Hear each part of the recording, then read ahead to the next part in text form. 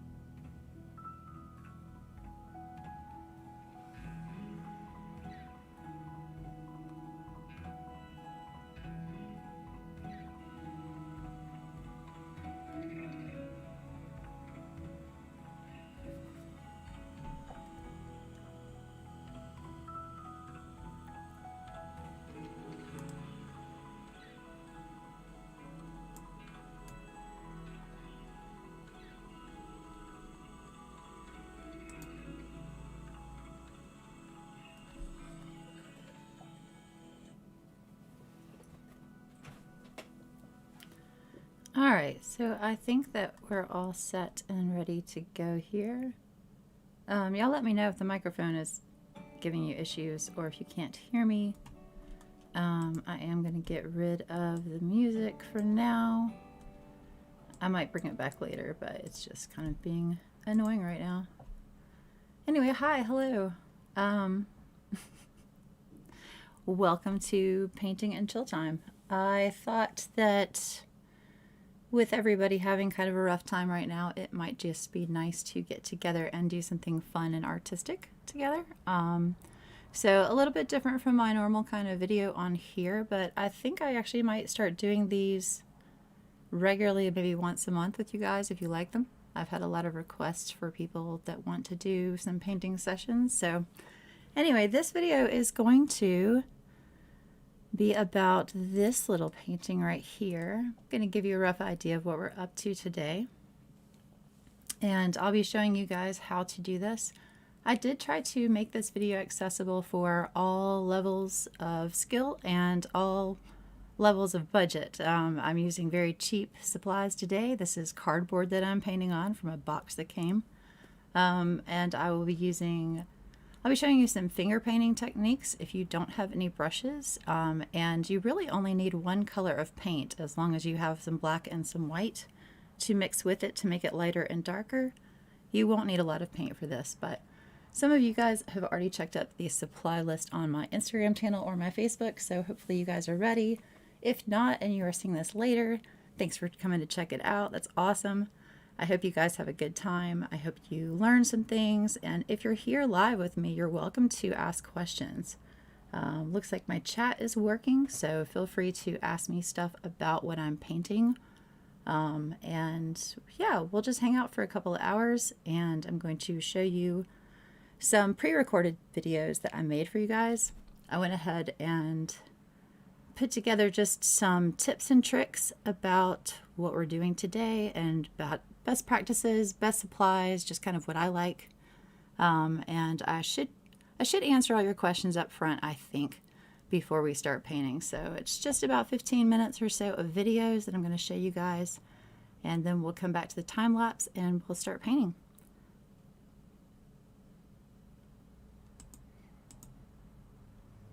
All right, for supplies, you're going to need some paper towels. These will be handy for quick cleanups and will also help you when you are dabbing your brush of excess water. You're also going to need something to paint on, and as we discussed, you can use canvas, or you can use paper or cardstock. It's a little bit thicker, or you can use cardboard, and that's what I'm going to use. Once I'm done painting on this cardboard, I will probably do something to finish the edge, and you can do something like that as well. You'll need paints in various colors, whatever colors you'd like. I'm sticking to one color, just blue. And then you'll need some white and some black paint as well in order to lighten and darken the paint color.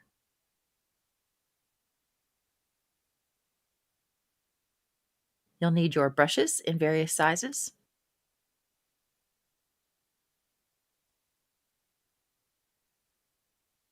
You'll need a palette of some kind. And don't forget the water. This will help with diluting your paints as well as rinsing your brushes. I like to put the water actually over my paper towel so that I can dab my brushes quickly without making a mess.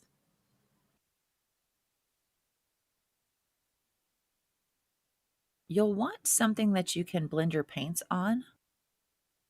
There are a few different options you can choose. One of my favorites is wax paper, simply because you can pull off a sheet that you need and then tape it to your desk. You can actually take the wax paper and cover your entire area, but personally, I prefer something a little bit smaller and more manageable that I can place my canvas over, and then it's right next to me. But just make sure it's taped down really well. You want it nice and flat so water doesn't run off of it. And there you go. You can just put your piece over it, blend next to it. You can do the same thing if you have a plastic bag on hand, a sandwich bag. Just make sure the little flap where it folds over is not on the top, because paint and water will get stuck in there. Use the larger, flatter side and tape that down.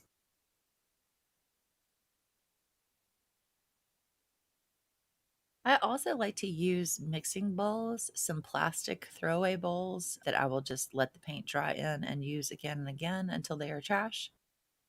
And some cardboard scraps. These are from where I cut my canvas earlier.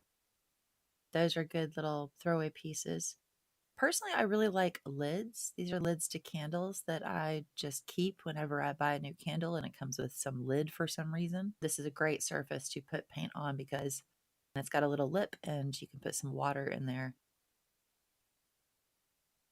I also like to use these little plastic guys I got from the Dollar Tree. I try to reuse them a lot because I don't like a lot of plastic sitting around, but very useful tool. And once they get full, you can throw them away. So pick your palette.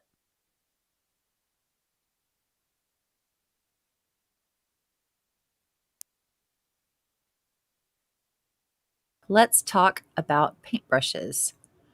So for me personally, this is one of my favorite brushes for a painting this size. The tip is good with a little bevel. It's just a very comfortable brush. It serves a lot of purposes for the space I'm trying to cover. It's just the right size. I feel like I can press down and get a wider stroke, or I can lift up and get a lighter, thinner line. So this one is pretty ideal for this project, this size. You can also use a square tip. This is very good for trying to make clean lines. You can turn it on its side and make a very nice, even sort of straight line, or you can turn it sideways and get a lot of good coverage. And the smaller brush is just helpful sometimes to get little details.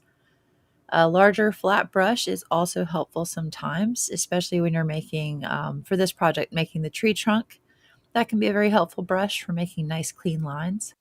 A little bit smaller brush, I usually like to have one just for more detailed lines, thinner lines. And, a couple of these in different bristles and with different tips are usually the brushes that I'm going to go for most projects of this size. You can use other brushes and you can use your fingers as well, and I will talk about that a little bit more as we get into it. Now let's talk about paints. Not all paints are created equal. This one right here is Folk Art, and it's one of my favorites. It comes in many colors. You will want to double check the label. Make sure that you are getting acrylic and not enamel. Enamel is fine and works well, but it's a little more expensive and it's definitely thicker. So the acrylic is what you want for this kind of project. This paint is very affordable. It's found at most craft stores, local and chain, and it again comes in a lot of good colors and is really a good consistency for this project. Nice and thick for coverage. One coat will get your background. So I like that one. This one I also like. They're a little more expensive. And then we have these larger bottles, and usually you can get a lot of paint for very cheap for like this brand right here. Because it is a little cheaper, it's going to be more watered down. If you give it a shake, you can hear the water moving.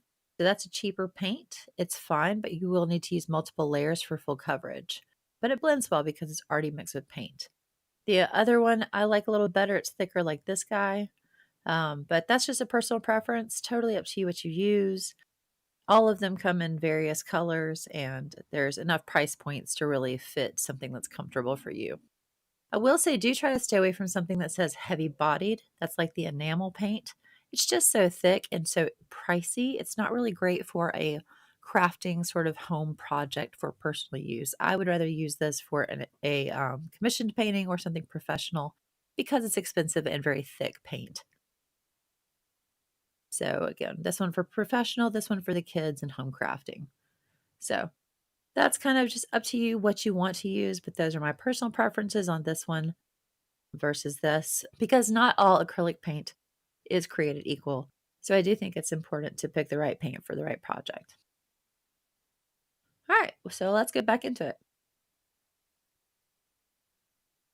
All right, as far as painting surfaces go, you have a few options. I like to pull pages from a sketchbook like this sometimes. These are nice because there's perforated edges, so you can actually pull it out and then you don't have to worry about the paint leaking to another page. Cardstock is a good option. That's a little bit thicker than paper. It will wrinkle less when you use water, but you'll still want to use water fairly sparingly. With canvas, this is a great choice.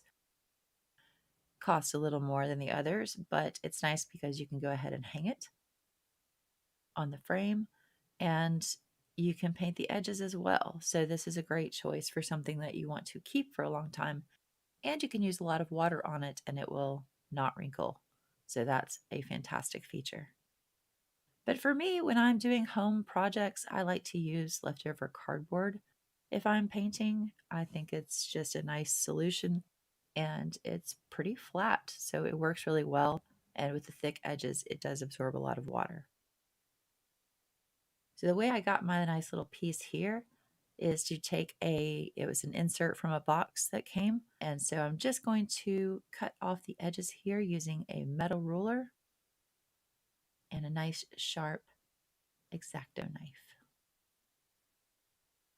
Cut the edge through and then I flip it over to finish the cut.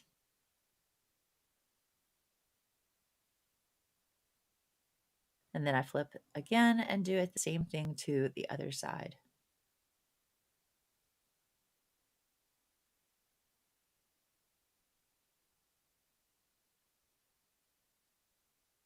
And there you go. Tidy it up a little bit, get all the debris off, and then I want to check out the surface. This one has a couple of little indentations. This side does not. So this is the side I'll use. And I will tape these edges whenever I am done painting and it has dried, and that will give it a nice clean finish. But yeah, so now I'm ready to paint. All right. Before we begin, I do want to touch on a couple of paintbrush techniques, whether you are using a paintbrush or your fingertips. This first stroke I'm going to show you is a dry brush method. This is putting paint on a dry brush and it creates this texture at the end of the tail. You can push the paint around a bit, but with a dry brush, it's a little bit more resistant. You can add a little water to the paint you've put down, and that will give you different kinds of blending results where sometimes the color is inconsistent, but it's a cool effect if that's what you're going for. Personally, I like to add water to my paint beforehand and blend the color into the water to create a nice consistent coloration and texture. And then one smooth stroke is going to draw out that paint and give me a nice bit of coverage. So this is the best way to use your paint completely. This will thin out the paint and make it go further. This will give you a very consistent color, and it will also help you with blending. When we do the background, you're going to want to use more of the wet blending than the dry brush method, and that's just to get the smoothness between the colorations and the gradients. So you'll see what I'm talking about when we slow it down and actually start painting, but this is just something I wanted to cover to make sure that we talked about it. If you are using paper like I just showed you, you'll need to be careful with your water content. But if you are using a canvas, you don't have to worry as much. And this is a finger painting method I'm going to show you guys real quick. just adding a bit of water and grabbing a bit of paint, and that gives me a nice blending sort of texture. This is very nice and relatively even. I might want to do a second layer if I want a solid color, but I do want to show you how you position your fingertips matters. So here I'm blending out and spreading the paint, but I want you to see that I'm pushing the paint with my flat fingertips. This helps me spread it out. If I lift up and use my fingertips like this is going to blend and smooth things more. So this is another angle of me pushing the paint. You can actually see the paint, a little lip of paint next to my finger as I push it across. But again, this is with a flat fingertip, smearing rather than smoothing. So I did want y'all to see this technique because it will help you if you don't want to use brushes. And also, finger painting is super soothing. So if you're into it, go for it. Make a little mess. It's great. I love it.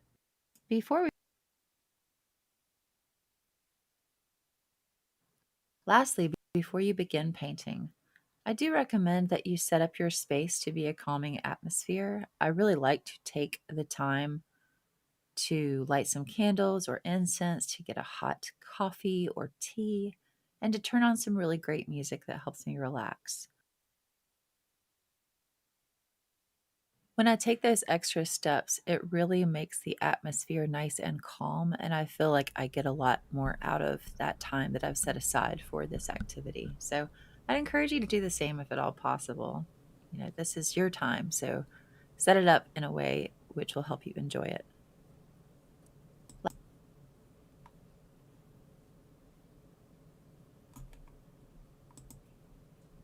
All right, so sorry if any of that volume was wonky. Those were a bunch of different videos that I did, and I did not realize that the volume had saved strange, so sorry if I gave y'all a blast on that.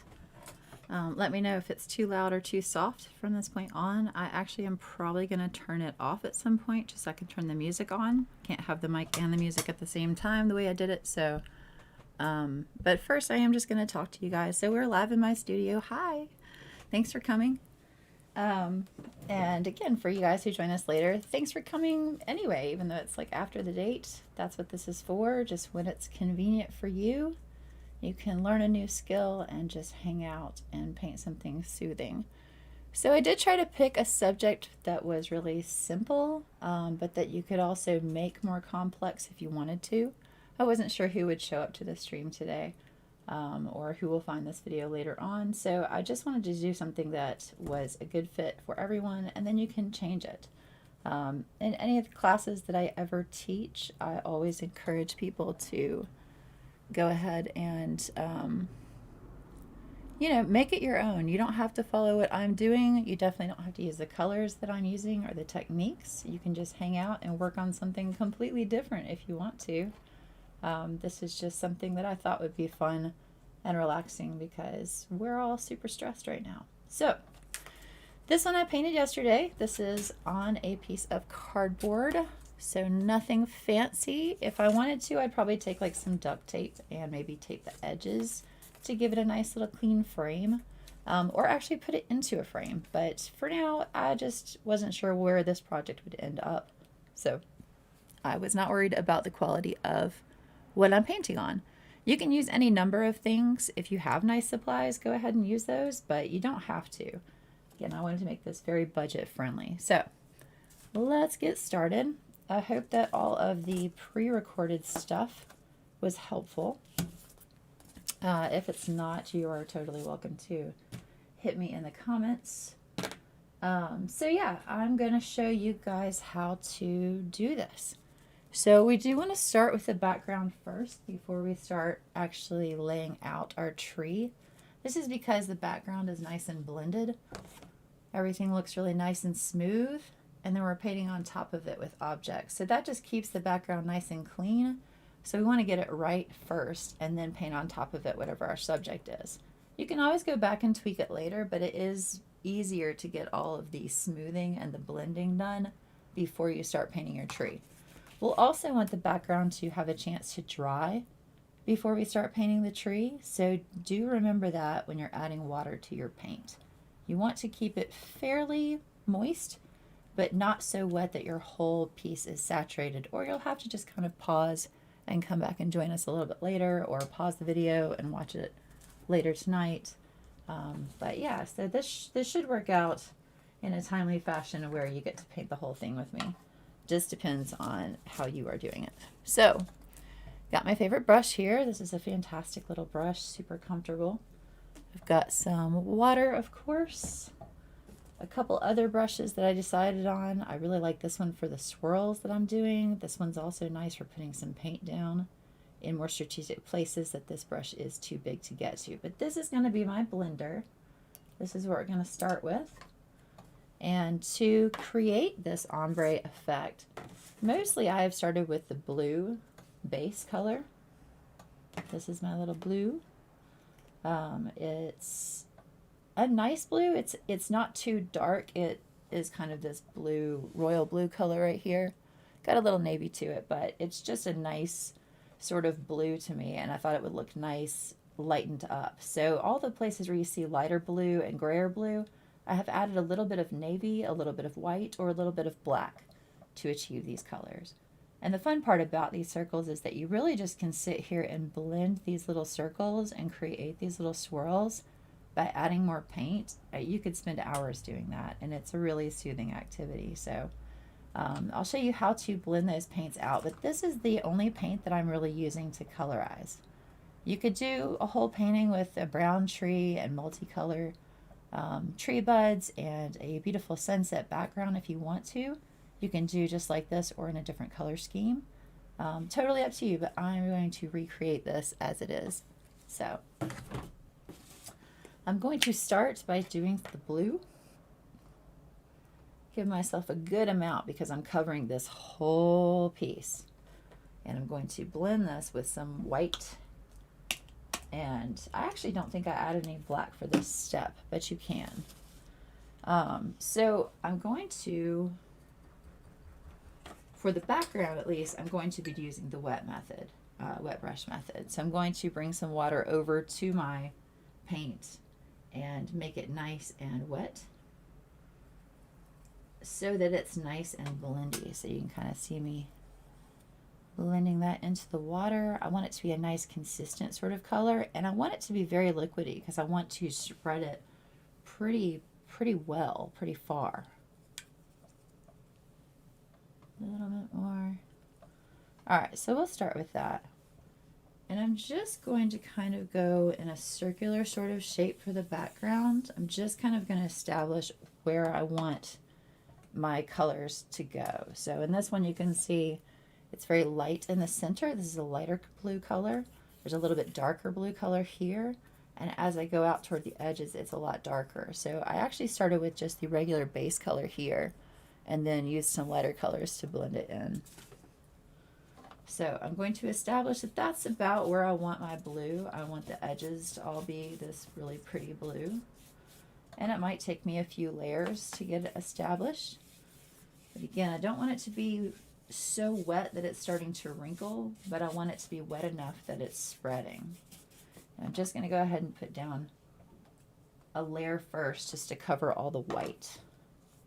A little bit later, I'm going to add more paint as I start to blend the colors together. That will help the different tones to actually blend into each other.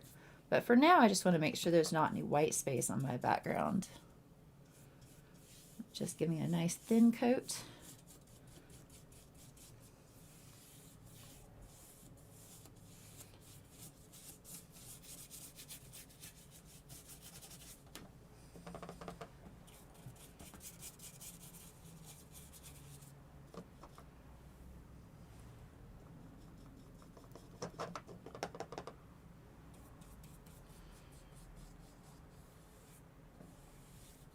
Yeah. All right, so that's about where I want the darkest layer to be. And now I'm going to come in with a different palette. This is just me personally. When I'm blending colors into a lighter color, I do suggest that you start with the white first and then add the color. This is because if I added white to this palette, it would take a lot of white to make it a lighter blue because this dark blue would dominate the lighter color.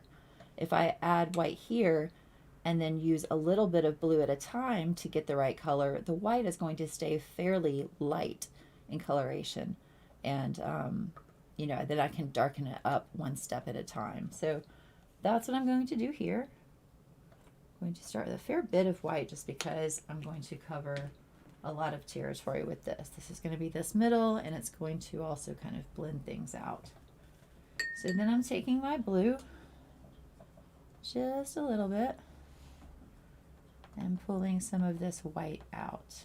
I'm not adding a lot of water just yet. I kind of want to get the right color first. That's pretty close. A little bit more blue. Yeah. So now I'm going to add a little water to that. Make it a little bit more flowy. There we go. That's looking nice. So that's going to be my center. I'm just going to go ahead and lay that down. And I'm going to blend it out a little bit further than actually what I want that lightest spot to be. That's going to blend into my next layer. To create the next layer, I actually just add a little more blue to this. I'm just going to try to darken it up a touch. And again, add some water to make it blend. There we go. And I love this kind of process. This is actually how I start a lot of my own paintings. I usually do this with my fingertips, and because it gets a very nice, smooth result on the canvas. And it really pulls me into the piece that I'm painting, so it helps me focus on what I'm doing and what I'm about to create. But it's very soothing activity. I'm going to do one more layer and darken that up as well.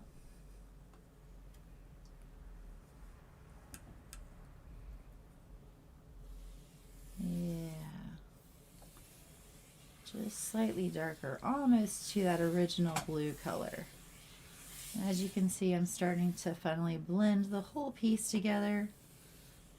And as I pick up some of the wet paint from the previous layers, it starts to blend in with the color that I'm spreading around. So you'll start to see that happen, and that's actually what you want to do. Now that we've established where our colors want to live, we're going to just add more paint in those colors. So you don't have to match it exactly to what you already blended here, but you do want to blend these colors into each other. If that's adding more of the outside color to it, or if that's going back to the lighter colors. Do make sure you rinse your brush though before you go back to the lighter. If you've been playing in the darker zones, you want a nice clean brush for when you are spreading out the lighter colors, or else you will tint these colors a different color than what you're trying to go for. So I'm going to go back out to my edges again with that original dark color. I've got a little bit of white in here, but you can see it's not lasting very long with that darker color. I'm just going to add a little bit more water for smoothing. All right. And then I just load up my brush. It's got a lot of paint in there, so then I'm just kind of smearing and smudging it around. I want it on there nice and thick. Again, just a little slight blend into the coloration next to it. Again, I'm going to do that same thing, load up my brush, bring it in really heavy-handed, and then smear it around. And this next layer is dried a little bit, but it will blend just a little bit. I can always go back over to my other and pick up a little bit of that lighter layer.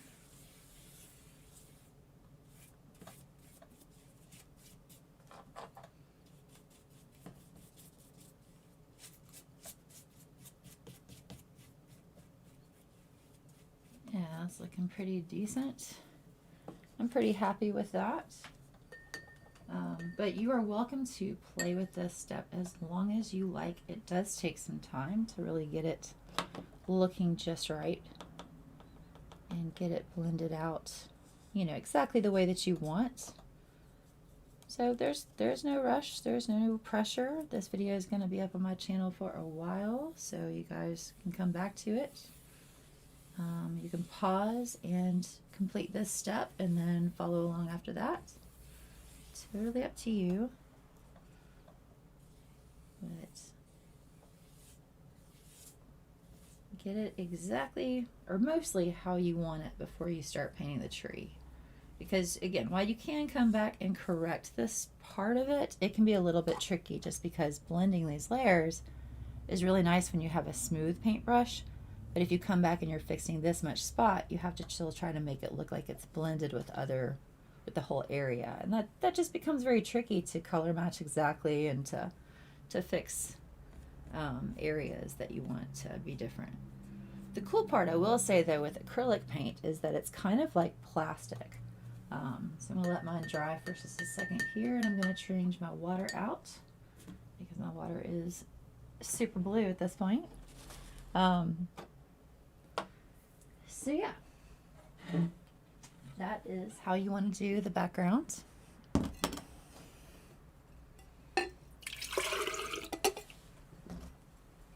And then you want to let it dry as much as you can before the next step.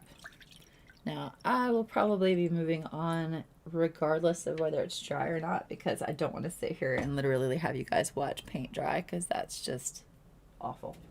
So I am going to go ahead and start painting here shortly. You can kind of see there's a bit of moisture on here still, so I do want to let it dry just a touch. But again, if anything messes up as I move forward, acrylic is a great layering paint because it flattens and dries as a whole surface, so you can paint right on top of it. Once this dries, I can come back here and paint white in these blue areas, and it wouldn't taint it, it wouldn't colorize it, unless it was still a little bit wet. But if it was completely dried, I could come back and paint right over it and maybe a couple layers, and you'd never know the blue was there. So I do love acrylic paint for that reason. It's very forgiving, it's very workable. If you have some patience, you can always come back and make it work for you.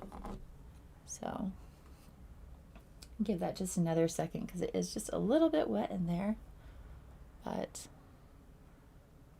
yeah, sip my tea here. I'm always working on some tea or some coffee when I'm sitting at the desk because it's just super relaxing to drink something hot, especially when it's cold outside.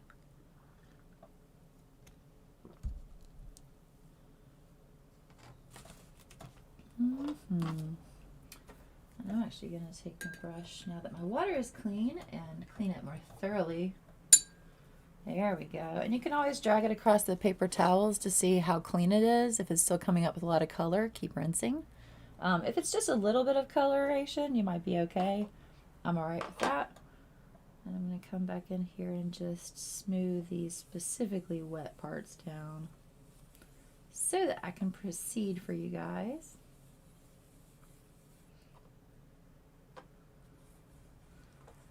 Down just a little bit more, but without the water. This is just gonna kind of blend in with whatever is wet and help flatten it all down so it dries a little faster. All right.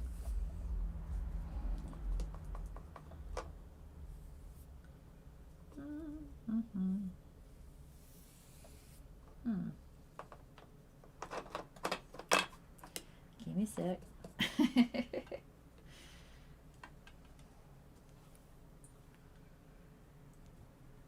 There we go. To get the right color in here. Again, it can be tricky to go back and kind of blend your colors together, but it's a very relaxing sort of problem to resolve. You just keep adding paint. Make sure your brush is loaded up nicely. And yeah, blend away. Alright, so I'm actually going to keep it like that. I kind of like this little harder edge, but you know, the last one I did a very nice soft glow. So up to the artist's discretion, however you like it is how you should do it. All right, I think that's pretty good on the wetness. I can go ahead and draw over this. So I'm going to proceed, but no pressure, you guys. It doesn't take long. The edges here are already dry, so this won't take long to dry also. And I can paint over this part and it's no problem. So all right, so the next step is I'm going to actually do my tree base.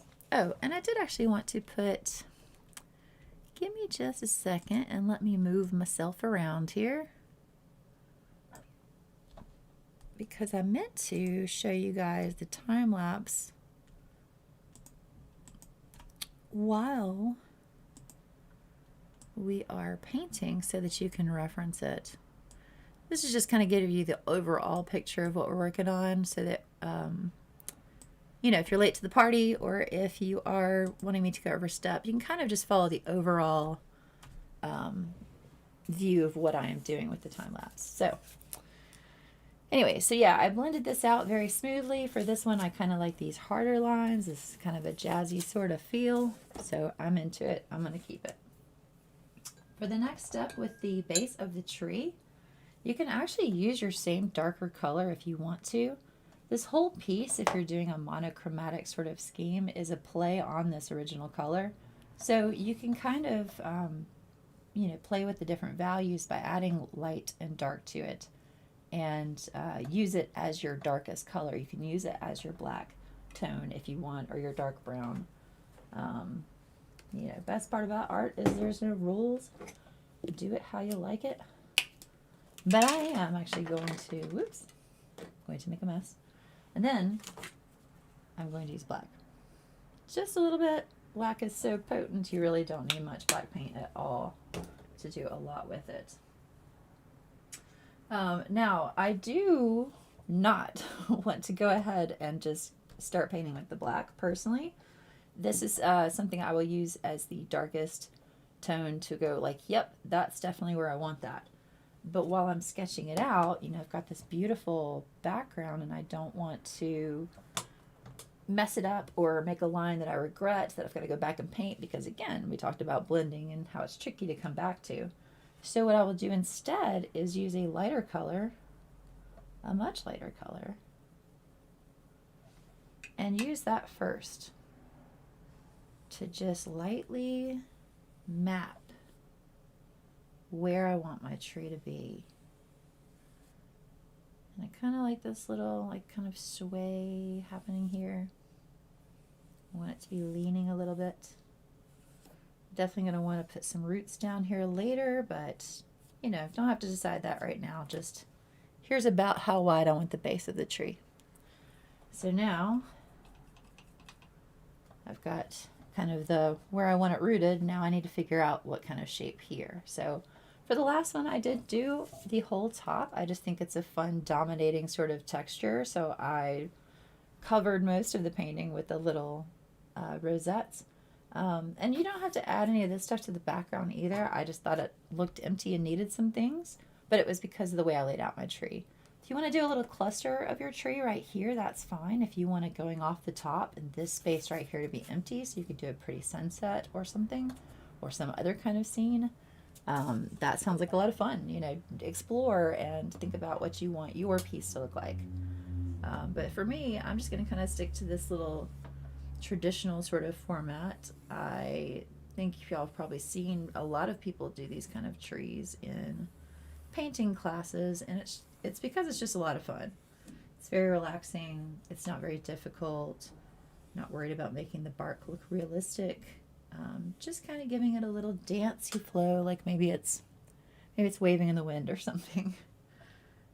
So I'm using all these lighter lines to kind of figure out exactly where and how my branches should go.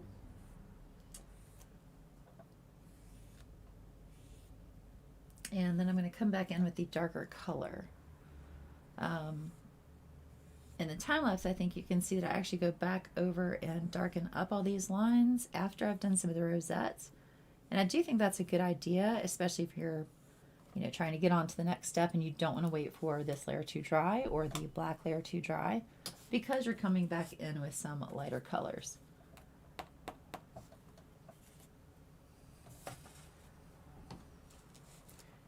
for me though, I'm going to go ahead and do it black so that you guys can see it really well.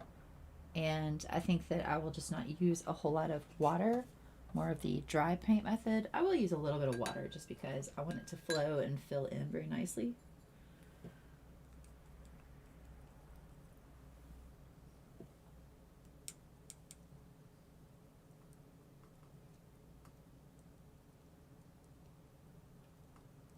Just want to make sure my whole brush, well, my whole brush tip, I don't want to actually put paint all the way into it, but the tip I definitely want saturated completely in this kind of wet mixture, because then I'm going to have nice smooth lines. This is going to fill in very nicely. I'm not going to have that dry brush technique where it's patchy and textured. And here I can actually like widen some of the branches if I like, or I can change the direction. But they're so pale, if I change a line, you can't really tell.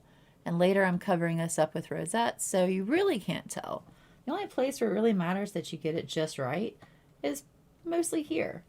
And even that can always be corrected later. So no pressure. But lighter to darker lines is a great way to proceed slowly if you're not feeling super confident.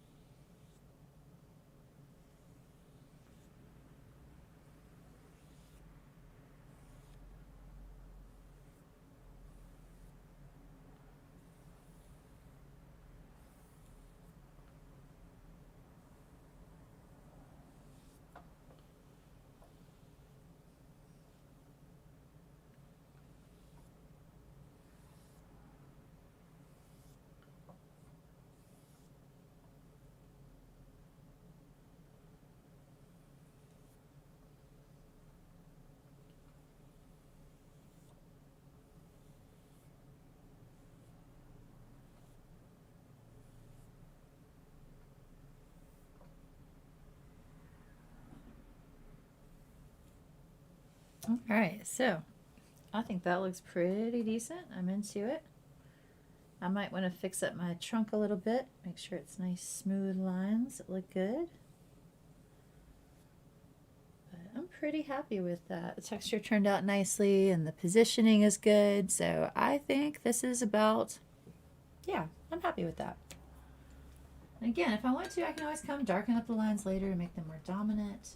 But for now, I think I'm just going to go ahead and start painting these rosettes for you guys. Because that's really, I think that's the majority of this painting piece, is definitely the rosettes. You can spend hours doing this. I think I spent a good hour and a half on it last night. It was just super, super relaxing.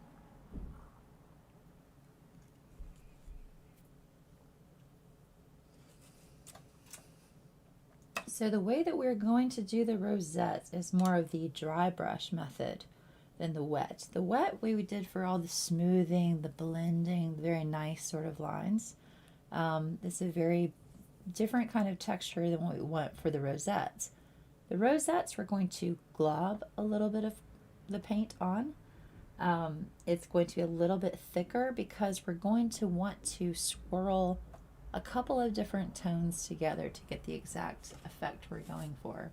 If you can kind of see here, a lot of these have white showing you where the swirl is, or a lighter blue showing you where the swirl is, and there are some that have like the darker swirl. I started most of these as all one color, and then started adding the other colors in to make the swirls and to make them nice little, you know, multicolored concoctions is basically what we're going for. We want each one of these to look a little bit different. So we're going to add different colors to each one, and we're going to come back and revisit each one as well, because you won't get this effect by just doing it once. You're going to want to put down some circles and then let it dry a little bit, and then come back and add some more, and then come back and add even more on top maybe. So I'll show you guys how to do that. But that is our next step once our tree has dried. And again, up to you if you want to let it dry before we proceed.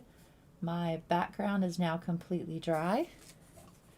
If you guys can see, so my tree is a little bit wet. My background is dry and matte. So I can go ahead and go to the next step, or I could take a little break here if I was feeling it. Totally up to you guys. But yeah, so for the next rosette part of this, I'm going to play again with that original color.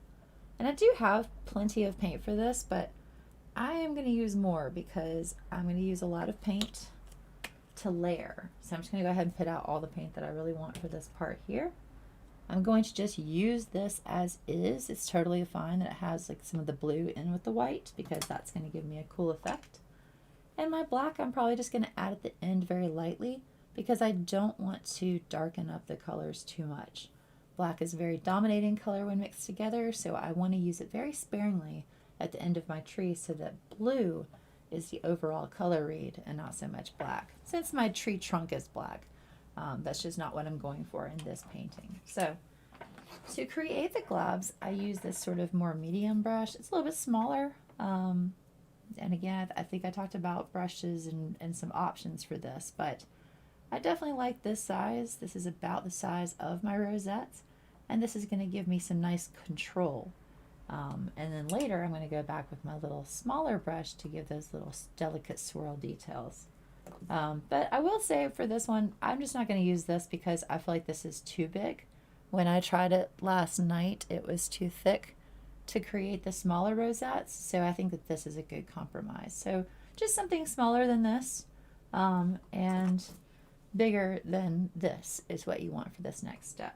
So I'm going to take my blue, and regardless of the fact that this is the background color is the same as this, I'm still going to go ahead and establish kind of where I want my circles. In the video I made these white so that you could see them very well, but you can really start with any base color you like. I'm actually going to come through and start with blue, and then I'm going to go through with a lighter blue and add some, and then I'm going to go in with like a really pale blue, and then I'm going to come back with like a dark or a navy. So this part is really just kind of a free-for-all. So I'm going to start by sparsely putting rosettes where I want them. I want to fill in my tree entirely, but I want it to be a nice assortment, and I don't want to end up with like a whole section that looks like this color. You might want that, and that's totally fine. You can go ahead and put down like a whole area that's that color. But for me, I want it mixed in with the lighter blues and the darker blues and the grays. So I'm just going to put these around in some random places because this is definitely not their final form. I'm not going to sweat it if it doesn't look like a good shape, or if it's not quite right or big enough or visible. I'm going to come back to all of this. This is just helping me keep a balance of elements.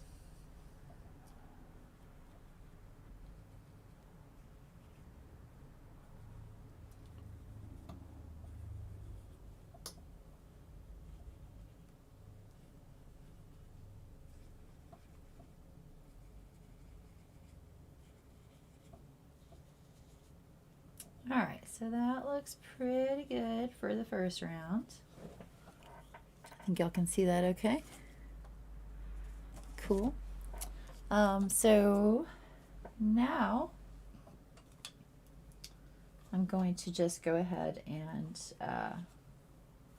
use my brush as it is, because I don't mind that I'm going to blend this blue in with these other colors that I pick up, because this is kind of the end game of it all. So if it mixes together and makes a different sort of color, that's kind of cool. I'm into that. If there's little streaks of white in there, which you'll see, that's cool too.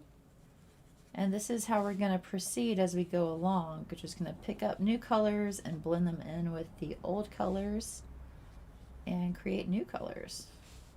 So as it gets lighter, I might jump in here and put it with some of these darker dudes. And then once it starts to blend and get darker, then I'm going to go find new territory to put it in.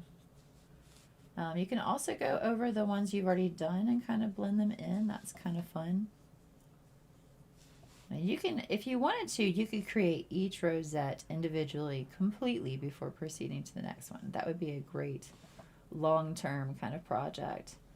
But for me, I like jumping around and just kind of swirling the brush and seeing what it does with the wet paint and the dry paint and how it blends together. So this is playtime. Have fun with this stuff. This is a lot of fun. I think this is where it really becomes your painting and your unique creation, because nobody is going to do this exactly like you do it.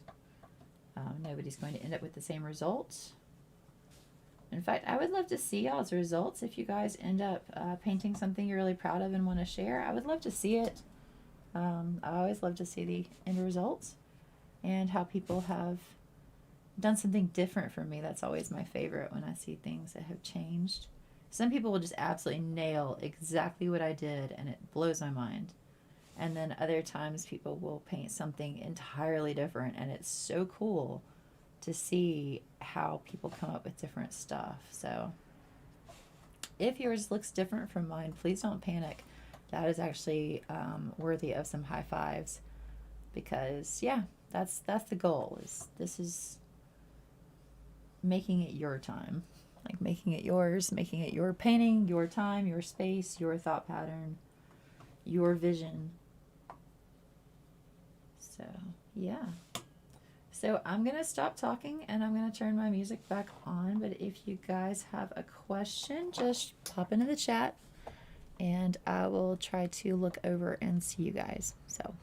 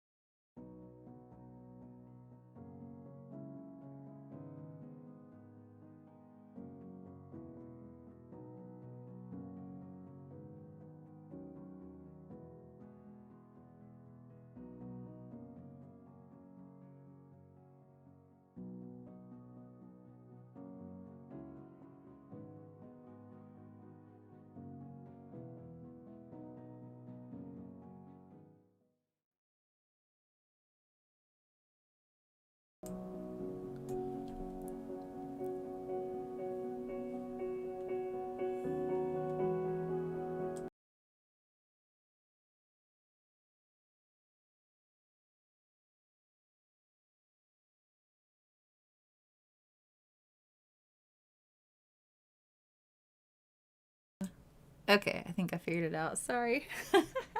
So going back over the rosettes, yes. Um, yeah, so what I'm doing is I'm starting with just kind of a base layer of whatever tone. So some of these I started really dark, and if you can see, it's actually already drying. And then I'm just going back over and adding different colors and tones. The way that it mixes is that I'm picking up other colors with what's on my brush. So if I'm picking up some white and I have some light blue, and I come over here and I start mixing it with this guy, like there might be a lot of white there, maybe that's too dominant, so I'll come over here and tap it out, and then come back and, you know, swirl it with some more blue, and that's going to blend the colors a little bit. So let me kind of show you that guy a little bit closer. So it's got several different blues and a little bit of white in there also. And that's just because there's basically kind of extra paint in there. It's not completely dried. So these ones that are completely dried, I'm going to come back to and add more color to, and more wet paint. So if I put down some light blue, maybe I'll come back with a little bit of the actual dark blue and mix that in. And so that gives me a nice little color texture also. Now this is still not the final form. I'm actually going to come back for a couple more rounds and start doing lighter colors on top, and then do the white with that smaller brush that I talked about. So at the end, it's actually going to be a little bit more like this. So if I'm taking that same one and it's pretty light blue, it's got a little dark blue, I'm going to come back in with that little bit of white on top and actually try to like make it look spirally. And then I'm just blending the colors together basically. So that's how we get the final result of the rosette. It's just several colors mixed together while they're wet basically in a little spiral shape. And then I add a little white to accentuate the spiral shape. So, you know, like here I'm going to come back to this guy and blend that in with some of that wet paint and give him more of a spiral shape. So yeah, so now I've got two little rosettes going on here. So that's closer to the final form. That's still not quite right, but this is just kind of a process. So yeah, so start by dabbing paint, just wherever. Here's a new rosette. Come back in with a little bit more paint from a different color and blend it together in that little swirly sort of shape. And that's just going to give you a lot of different colors. As you go along and you kind of are mixing the color on the brushes together more, the color's going to change a little bit, get darker, get lighter. Just depends on what paints you have loaded on your brush. Also come back in with that blue color too sometimes to blend it with the wet paints and make some more interesting colors. So just play around with this effect and see what you can come up with. See, you know, if you like doing the white on top or if you like doing black on top for your little swirl, if you like the lighter rosettes or the darker rosettes.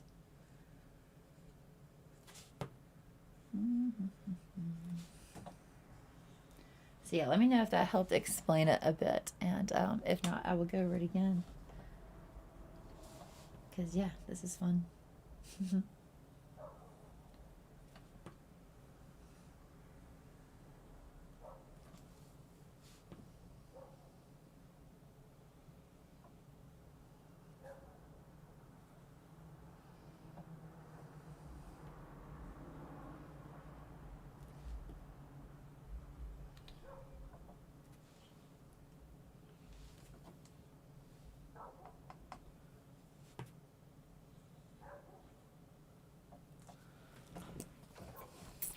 Alright, I'm going to throw some music back on, but let me know if y'all guys have any more questions. I've got I'm going to be here for another hour, I think, so I'm going to just do this for a little bit and then come back in and go over the rosettes again with the white swirl on top. But for now, I'm just going to fill out my tree. So you just kind of want to fill it in every place that you have space. You don't have to do them as tightly grouped as I did. I just really liked the clustering of them. So I like that they're all close together. And I have a lot of fun with that when I'm bringing them into each other and kind of spreading them over and letting them overlap and touch each other. It's kind of fun just to see it fill out as you go along and fill the tree in.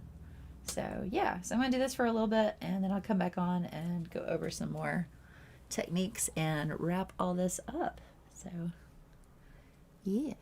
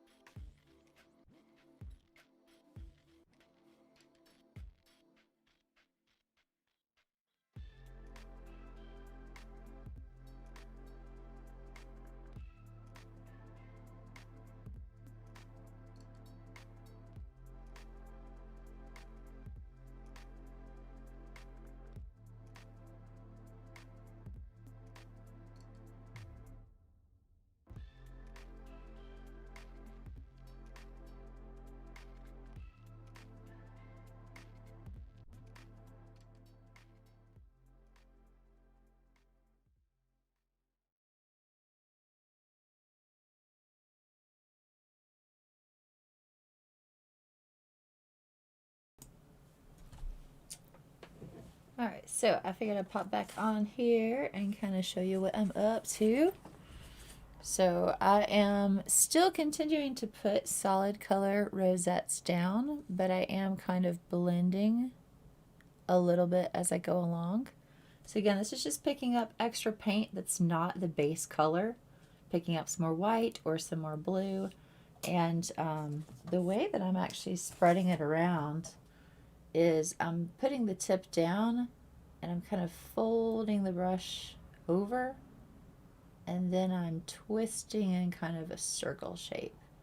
So this is going to help me create the round sort of shape anyway, but that kind of motion with the paintbrush can push the thicker paint around and leave that kind of rosette swirl. So it leaves kind of like a texture. So try that with your paintbrush and see if that helps when you're smearing around. Here, I'll show you actually on the canvas. So I'm kind of starting, I'm either starting from the middle or the outside, but I'm just kind of putting the tip down and then pushing the paint around in a circle. So again, this smooths it down, it makes it a little bit bigger, and it leaves a little lip of paint also. So that is probably the little tricky part to this technique, is just having a little extra paint on your brush and just using the brush in kind of a swirling sort of motion. You don't have to do it this way. I actually have some Q-tips here. I can show you guys how to do the swirl with Q-tips if that's easier for you, if you don't have a really like tiny brush, or if this technique is tricky. I do find this technique is easier if you slow down. That's most things. If you slow down, it's easier and you do a better job and you have more control. So again, I'm going to show you guys just putting my tip down with a little extra glob of paint. And I'm just rolling the paintbrush over in this little swirly sort of motion. And again, you can still come back with the lighter color, the white, and actually draw a spiral on top. But this just kind of helps to blend the colors out and give you a nice sort of shape for your rosettes. Again, it's super relaxing, I feel like.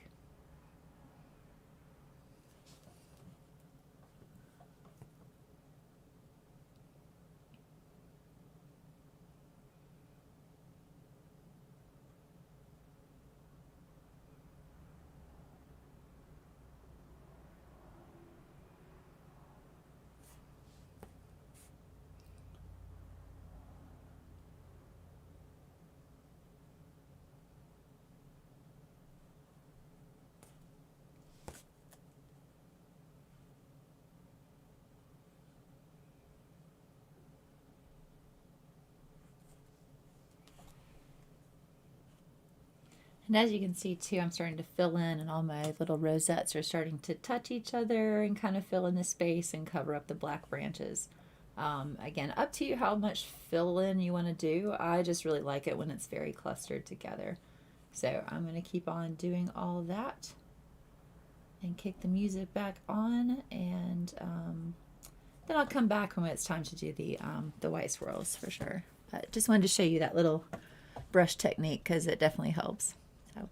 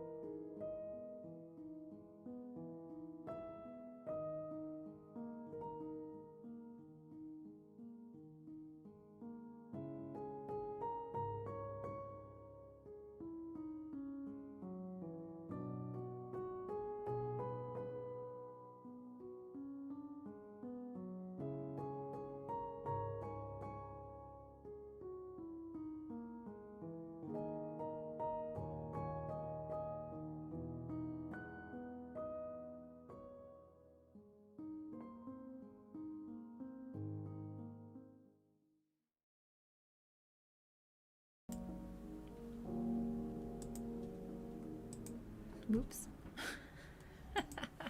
Struggling so bad with the balance of mic and music. My apologies. I was going to go ahead and switch over to my smaller brush, and I do want to show you guys a Q-tip method. Again, trying to keep this very budget friendly. And placing my water too, because I'm about to start painting a little bit of white on the tip. So I just want a cleaner brush than what I have going on right now. So fresh-ish water. So yeah, for basically the details that make the rosettes look like rosettes, you can kind of see some of these swirls. They're coming together. And basically the object is just to go methodically through every single little circle that you've created and create this little swirl sort of shape. It's just going to make it look nice and detailed, like you put a lot of effort in. Overall, it's going to give some really nice texture to your piece. And again, I think it's just a really soothing activity, personally.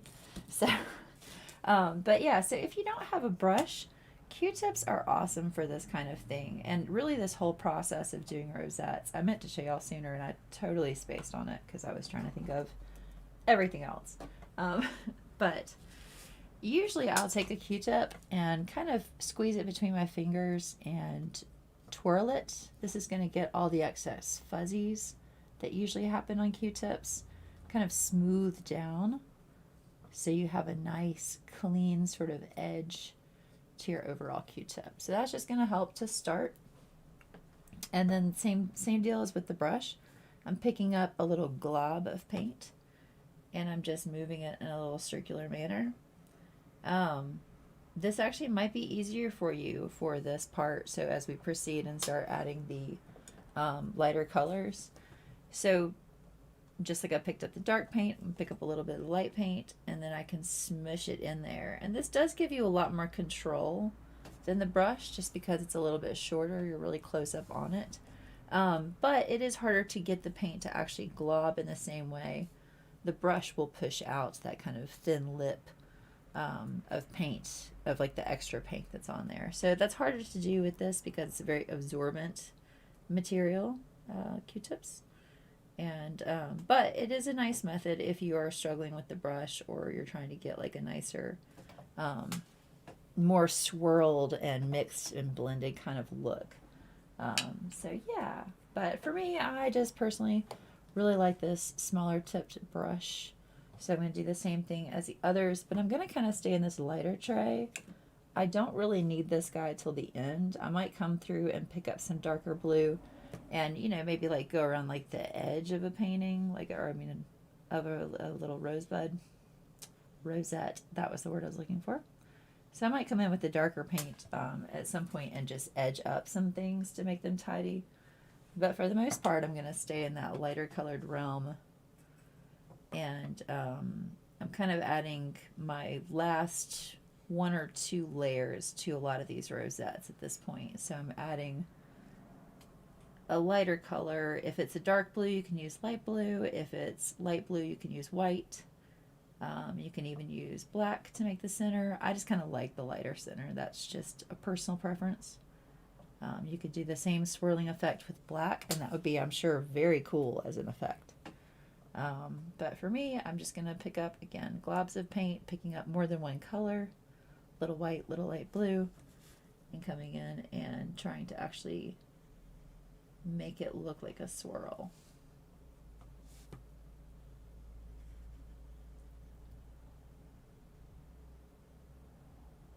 You don't need the smaller brush, but I do feel like it helps a lot to have it. It's probably the only brush I would really say that is definitely a leg up, because I think you can use just about anything for this project really if you wanted to. And finger paints, again, you got lots of control. It's just hard to get that really tiny detail and these really thin lines unless you have a paintbrush or some other kind of tool that is pointed and can really get in there. So again, I'm just kind of going and visiting every single rosette and seeing what it needs to look more rosette-y. So adding a little bit darker color to the outside, adding lighter color to the inside. But yeah, just kind of visiting each one in turn and fixing it until I'm happy with it. Um, and then I'll still probably come back one more time and add a little bit to some of these, but most of them are starting to shape up like I like. Oops, making messes. But most of them are starting to look pretty good to me. So I know that I'm nearing the end of my own painting. I probably could spend another half hour on this, honestly, like putting all the details in and everything. And I totally encourage you to take all the time you need. You can come back and visit this later. The best part about acrylic is that it's going to be dry and ready for you next time, so you can just paint right on top of whatever you've painted this time. You can go in and color match and add some details to what has dried. And honestly, sometimes it helps just to take a little break from what you're working on, go shake up your brain a little bit on something else, and then come back and give it another look. Sometimes you'll notice that your balance is off, or oh gosh, I forgot that little section of rosettes. I totally missed those guys. Or it just gives you perspective in general. Sometimes I have caught myself in the middle of a project and been very flustered because it's not coming out the way I want it to. And so sometimes out of frustration, I will take a break and throw my hands up in the air and just be like, I'm going to go do something else for a minute. And almost every single time that I come back after that, I feel much better about what I've done. If I didn't like it or I thought something was weird, it looks a lot less weird when I come back, or I like it some more than I did when I left. But yeah, so if you find yourself kind of not loving what you're making, or it just doesn't seem to feel right, or you just can't quite get the hang of it, take a break, come back to it another day, come back to it tonight. This video will be up for the duration, so there's no rush to get it done. This is just for your own pleasure. But yeah, I'm pretty happy with how this is shaping up right now. Even though I do feel like I could go a lot harder with the details. I will leave that up to you guys because I spent a lot more time doing details last night filming this. So this guy is really just the demo to work things out for you guys on. So,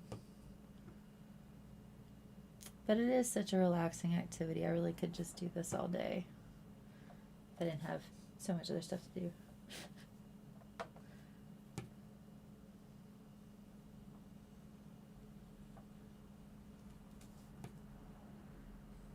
All right, so yeah, so I'm actually going to, let's see how my time is working out. It's 7:30. Okay, cool. So yeah, I'm just gonna add a little bit more detail here and there, and then I'm going to finish up. I am going to show you how I painted the little moons and stars. That's totally up to you if you guys want to include that or not. Your call. You're the artist. I just thought it needed something. I don't feel that way necessarily about this one, but I do want to show you guys how I did the thing. And it'd be great to put a moon here maybe, or a star, and cover this little mistake up. Totally put my hand in paint. But yeah, so I'm going to show you guys how to do that real quick.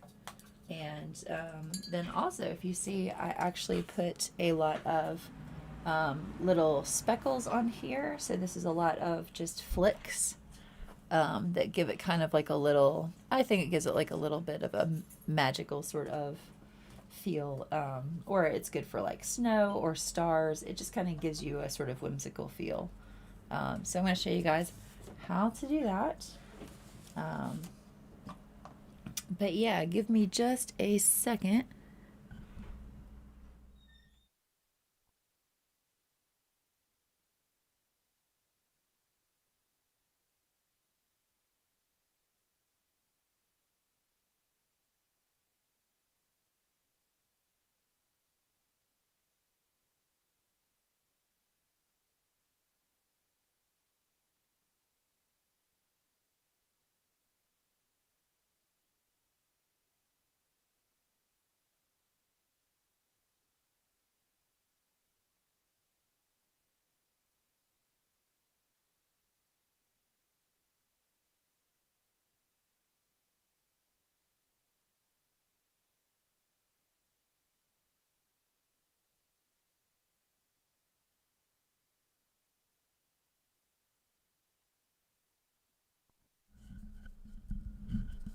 All right, sorry about that. I was going to, my son just got home, so I wanted to let him know what the deal was with dinner. So, all right, so I'm showing you guys the final finishes.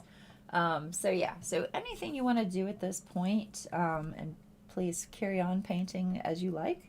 But once you have decided that everything looks pretty good and you're pretty happy with your rosettes and you've done all your detailing work, um, then you're going to want to um, then you want to just kind of polish off your painting. You just kind of want to put the finishing pieces on it. For this one, I really think just like the little white swirls really make it look so nice. But those other details are the splatters and the stars and moons. If you want maybe cleaning up your trunk, maybe going in here and adding more details to your branches, cleaning up your shapes if you want them more rounded. All of that is the thing to do in the final phases of your painting, cleaning up the details. And the more details you add, the more polished your piece will look. The more it will look like you put a lot of time into it, the more it's going to look like you really knew what you were doing and you knew what direction you were heading in. That's not always true when you're making art, but it looks like it when you do a lot of details. So I do encourage you to add a lot of things to it, and even some little things if you want. You could even do like a little scene right here with some little woodland creatures in silhouette or something, or some grass, or other trees. But I'm going to show you guys how I did the moon, because people do ask a lot how to do moons. I do a lot of moons with henna, and moon is it's a tricky shape. I'm not going to lie. It's really easy to throw it off and make it look weird. So the way to do a moon, and I'm not bragging because like mine are not awesome either, but there is a method to making your moon look more moonish. And that's to basically draw two circles. So for this inside of your moon, you're going to draw a circle, but you're not going to close it. You're just going to leave it up, but you want this to be a circular sort of shape, but you're not going to touch it to the tip. What you're going to do instead is start at that tip and draw another circle, but a bigger circle, basically that just shares the same wall as this, but comes out a little bit further. So I'm going to draw just a second circle basically and try to keep it in proportion to itself. I'm not paying attention to the other side because that's going to throw me off and my balance is going to be bad and my proportion is going to be wrong. But if you kind of think of it as a circle inside of a circle, and the inside circle is leaned over against the wall, that's basically how you can come up with like a good moon shape. Now you can tweak it from there and make it much, much nicer because this is not amazing. But this does help you kind of get it looking at least balanced and again moon shaped. And you just darken it up or brighten it up with more white, or you can do an outline on it if you like. Really up to you, your own personal preferences as always. But yeah, it looks okay to me. Not most amazing moon, but not too bad. And for the stars, I actually just do a little 4-point star that's so easy. I get some white paint on there and I kind of glob it down a little bit harder, and then as I drag, I lift my brush so that it gets down to just one little hair that's dragging the paint out. From there, of course, I can like tweak the shape and make it different, but that's essentially what I'm going for, is kind of a smush down, and then I'm lifting the brush so that it gets down to just like one or two bristles that are actually dragging the paint around. Same thing here and here.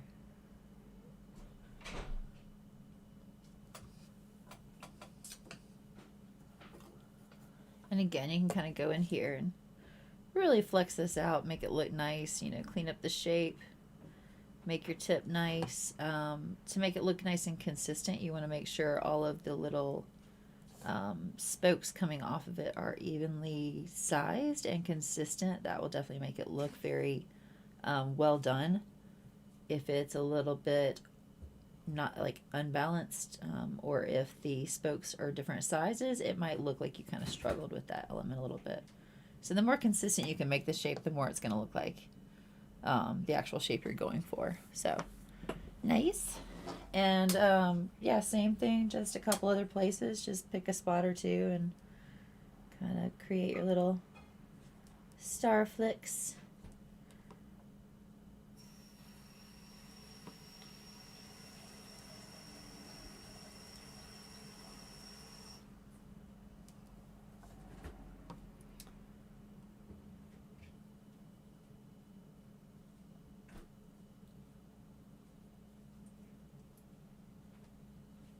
Right.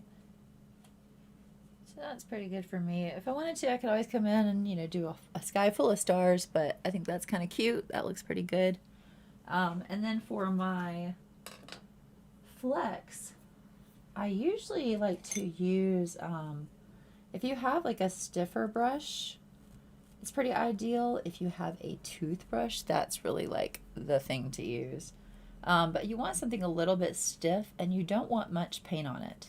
You're going to want to pick up just a little bit and you're going to run your fingers across it, flicking the paint forward, creating this sort of splattered effect across the canvas. Again, you don't have to do this if you don't want to. I just think it looks like more mystical evening kind of stuff. So I just think it looks kind of fun and fits it, and or fits the painting and makes it just a little bit more fun. So yeah, so I'm just going to kind of flick my little brush all over the place. And if it's super wet and saturated, you want to stay further away. Make sure you don't drip onto the painting. But if it's just a little brush, you can kind of do these little baby flicks and get this a nice little effect out of it.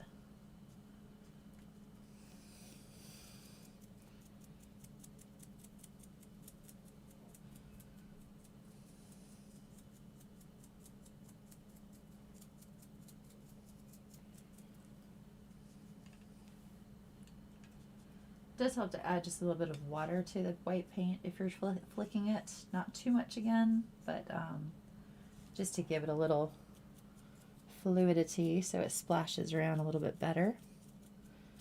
Some people like to fling and sling the brush. I don't recommend that because you actually end up with long gashes of like a long trail of dots, which is great if you're doing a cosmic sky and you're trying to show like meteors. But if you want rounded dots, you kind of want to stay above it, dropping the paint onto the canvas rather than, flinging it at the canvas, if that makes sense. All right, so that's enough. I think that's a nice little light touch. And you can kind of see that I've got a bunch of tiny little stars in the sky now, as well as a little bit of glisten over my tree. I've got my fun little moon and stars. And again, from here I can let this dry, and if I decide that my rosettes need more detail, which I do think that they probably could use like, a little bit more white spiral in there. But anything else that I need to do at this point, I do want to let my drips dry completely. And if there's any places where my drips look weird, like if it's, let's see if this shows up. Yeah. So like here, it's not quite a rounded dot, and that makes me just a little bit sad. I can come back with that blue color that's underneath it and just paint right over that little tail and make it look more like a white dot. Or you can even come back, my favorite trick for dots is the end of the paintbrush, that little spot there. You can always just dab it in the paint and come back and do dots with more precision. And that's a really great technique because you do have more control. You have to reload it a lot and be very specific. But if you can see, the dots are very consistent in size. I mean, these all came out pretty well, and as the paint ran out, the dots get smaller. So that's a really great way to make consistent dots if you want more control and you don't like that splattered effect. That's a really fun technique to just, again, make sure it's not dripping. Make sure it's not just water, it's got some paint on there. and then you can just place them wherever you like. So that is a fun option. And it's working with the tools that you already have, which you know I'm a fan of. Don't need extra stuff to be fancy.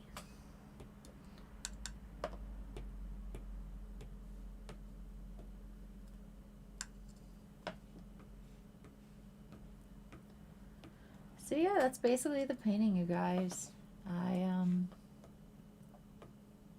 hope you had a good time. I hope you learned some fun things. I hope you are pleased with how your work is turning out. If you're not, you can always hit me up with questions or queries of how to do something or fix something or change something. If you want to see more of this kind of class stuff, or just, you know, chill out time and painting, let me know, because I don't know if people are into this or not. I've had a lot of requests for it, but I usually don't have many people show up when I do the things, so it's usually a pretty small group, which I love. It's always very awesome people that are super supportive on the regular. But I don't know if anybody else is really into this, or if this is something that you would like to do more often.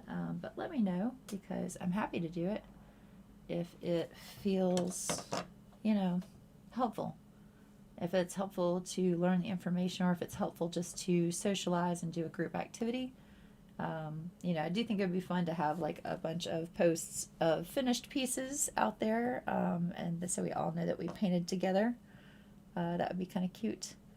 But yeah, I'm sure I could do other classes. I did want to do some henna classes at some point on here, and maybe figure out how to provide you guys with materials that way. But painting, I feel like, is a pretty straightforward one. Most people have some kind of paint supplies just laying around, even if it's a cheap kit or kids' paints.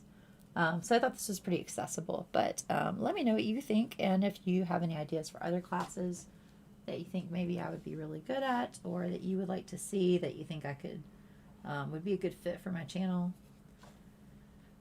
But yeah, this was fun. I'm glad we did this. Definitely stay tuned this week. I have some exciting news I will be sharing, and we'll be getting together for a little social live feed on the Facebook at some point soon, this coming week, I think. So yeah, so check me out there. I probably will post something to Instagram too, but I think the live event will actually take place on Facebook. So follow me on there if you don't already. And stay tuned to my channel. Subscribe if you like this. I have a lot of new content coming. I have about 20 videos locked and loaded that have either coffee chats or helpful art tips, or just, you know, me painting my stuff to relaxing music. So if you like that kind of thing, definitely, if you vibe with my channel, subscribe, and stay tuned. I'm trying to put out videos every 2 to 3 days. So it's a lot of new stuff coming your way soon if you're into it. And yeah, thanks for coming. It's very cool to have folks hanging out. Great to see you, Allison. And I'll see you guys next time. Yeah, stay safe out there. Have a good night. Happy Valentine's.